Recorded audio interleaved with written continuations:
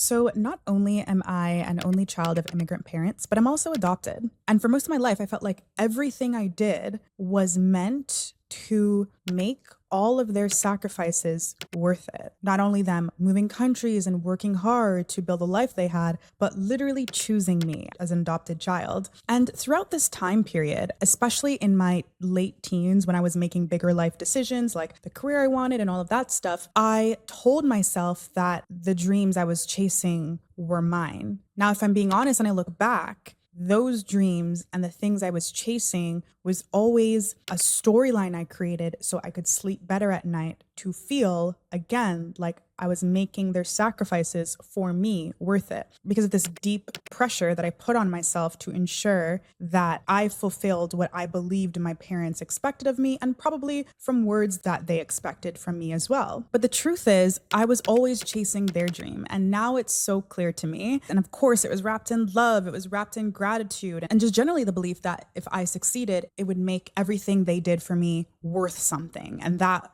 as a child and someone who's constantly thinking about how they literally saved my life was so deeply important to me. And I know even those of you who cannot relate to being adopted feel this way currently or have felt this way as well. But eventually I realized, specifically at the time period when I graduated university and made the conscious decision not to apply for a corporate job like I know they would have wanted me to, and I decided to take another path that I didn't have any examples of in front of me that have done it before, that it made sense, that I was going to be financially okay. At the time when I made that decision to be a freelancer, and it was clear to me at that moment as well, that if I continued on this path, I would only build a silent resentment towards them, towards the life that I was building, and it would only make my relationships worse and deplete me of long-term joy and connections with them and everyone around me. So in this video, I want to talk about this moment, how I moved past this deep feeling that I needed to perform for them. And then after, I'm also going to get into how making the hard decision of choosing myself actually made my relationship better with them. Quite literally, if it wasn't for this realization I had and me acting on that decision, I wouldn't even be here making this video. Who knows what I would be doing right now and where I would be. So if you're new here, hello, my name is Danae. Thank you so much for tuning in. So, I constantly talk about how I grew up with the idea that aiming for success is what's going to give you safety and you need to work hard and all the things. And I have many videos where I talk about that topic. And if you listen to enough of my videos, you can probably see all of the connections and projections into what has developed this version of me today and the beliefs that I have. But for a lot of my early life, the hard work that I was doing and the overperforming that I was doing and the choices that I was making were simply to honor my parents because I felt this deep guilt for them having sacrifice and them not necessarily being in the position that I would like to see them in. I would love for my parents to live this life where they didn't have to work as hard anymore at their older ages. And as I continued to get older, the pressure that I put on myself to ensure that I gave them this life only got deeper and bigger and more intense.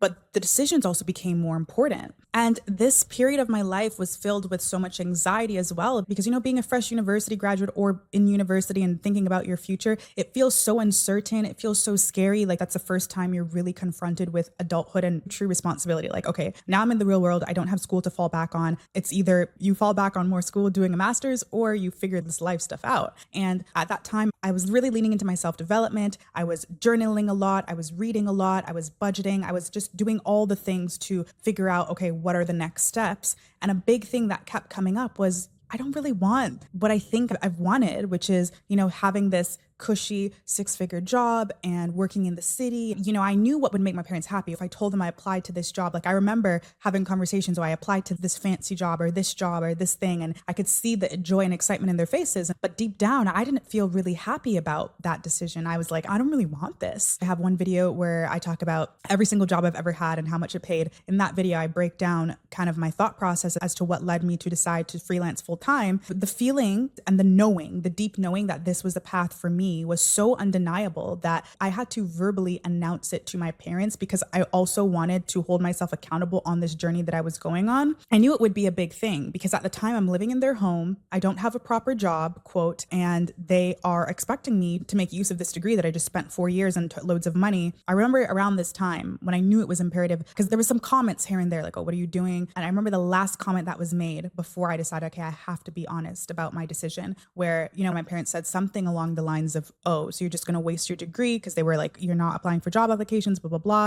And I told them I was thinking of not applying for jobs. And I just remembered that pit in my stomach where they're like, oh, you're just going to waste your degree, because that child in me that just wants to honor them and make them feel happy for the life that they've given me felt like, you cannot do this. Like, this is horrible. How dare you even have the nerve to say this? That child felt so defeated. But I remember that comment kind of made me feel like I need to show them that this is the path, because I'm not only choosing this path for myself, but I'm choosing this path because I'm still actually trying to honor them. And I think that this actually might be a better path in terms of having more earnings or more time to be with them and to have more experiences with them, because they're not going to live forever. And I'm also having these existential thoughts as I graduate and get older and I have more to think about. So that was that comment, and all of these thoughts kind of came at once. And I said, I have to make this work. So from that moment, it was like, if this doesn't work, you got to figure that out fast, kind of thing. So I immediately knew, okay, I'm gonna have to go all in. I have to give this a fair shot and prove that it could work, and then they'll come around, right? And this was all these subconscious thoughts that I had in my mind. And while this made them unsure and probably even scared, I felt their respect for me shift. And this is where I believe everything changed. But before I get into that, I want to say quickly that today's video is sponsored by She Freelances. I'm not going to spill too much just yet, but She Freelances is my private community and curriculum for women looking to future-proof themselves, make their own income, and carve their own path. The waitlist is open until July 24th.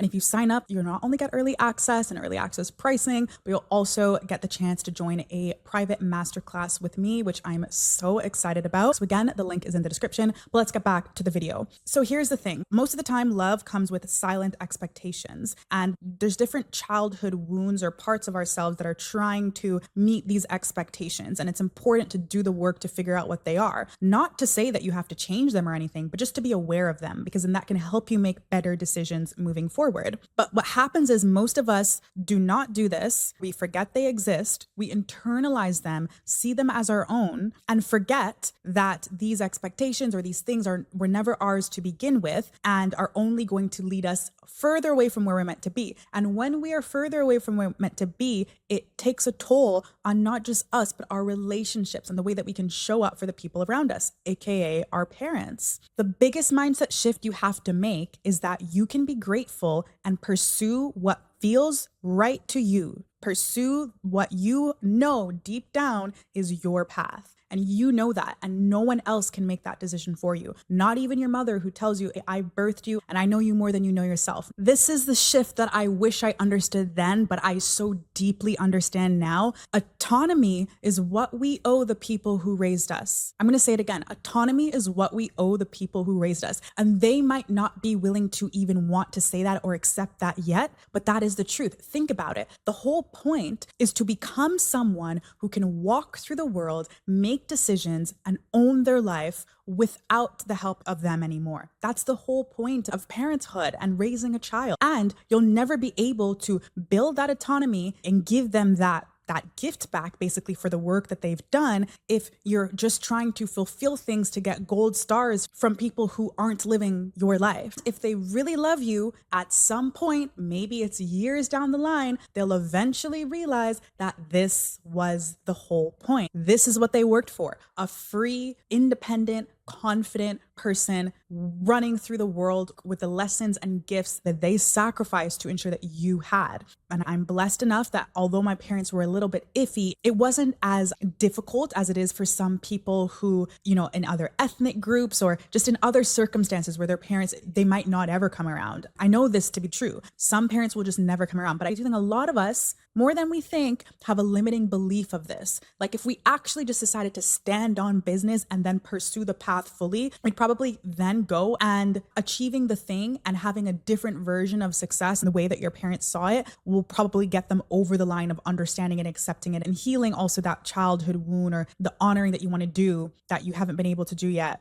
as well. And for me, my parents came around pretty fast. I would say way before I reached the point where I'm at now, where I feel like, okay, I feel very confident in the decision that I made to make this. But at the time they understood and they accepted and they came around, I felt like I was just kind of in the middle phases. I remember one of my parents verbalized to me actually that she was trying to live through, she had this envisionment in me and plan for my life, and she expected and wanted me to pursue that fantasy that she had. And that's the reason why it was was difficult for her to understand why I was doing something else. And it reminds me of the idea that, your parents are just, it's their first time in the world too, and they're figuring things out. And of course, they're going to project their own emotions, desires, fantasies over you as well. Of course, because you're their precious child. So for me, the shift looked as follows. One thing is that I really grew up thinking that I must follow authority no matter who the authority was, as long as they were a little bit older than me and in a position of power. I needed to trust them and believe that they knew what was best for me. That is sort of how I was raised, and I think how many people were raised.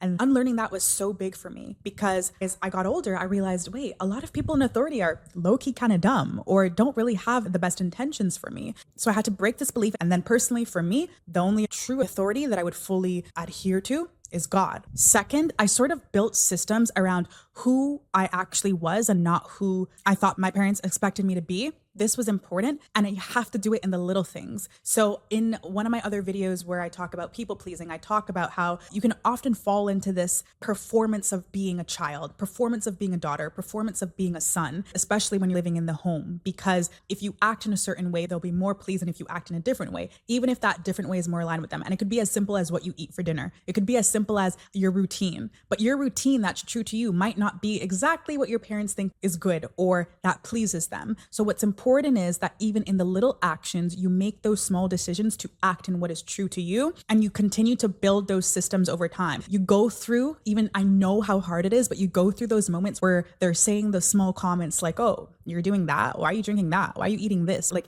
even I find in a lot of immigrant homes, it can be so difficult to go on a diet or to lose weight, because it's like, you're not eating this ethnic food. It feels a little bit disrespectful if your parents are cooking and you're not eating their food, or it just seems like out of the ordinary. Why are you eating chicken breast for breakfast, for example? When it's like all the rules are made up, the faster you realize and begin to accept that truthfully, half of, like, I'm not saying you need to go break laws, but a majority of the rules that we abide by and are deeply following in society are made up, completely made up. And as soon as you let go from trying to follow these made up bogus rules that literally have no value to us, and you lean into building systems in a life that revolve around you, even in the smallest little things, it'll be easier for you to then make the decision and stand on business and say, hey, you're not clocking that I'm standing on business. I'm actually going to take this path. You get it? That will make you braver. That will make you bolder. And ironically, make them more proud of you than anyone else, because eventually they're going to have to catch up to this evolved, magnetic version of you who's acting in alignment, whose life is clearly meant to be in the way that it is, and everything that they expected of you, to be autonomous, to make money, to do all the things you have. What more could they ask for? They'll have to eventually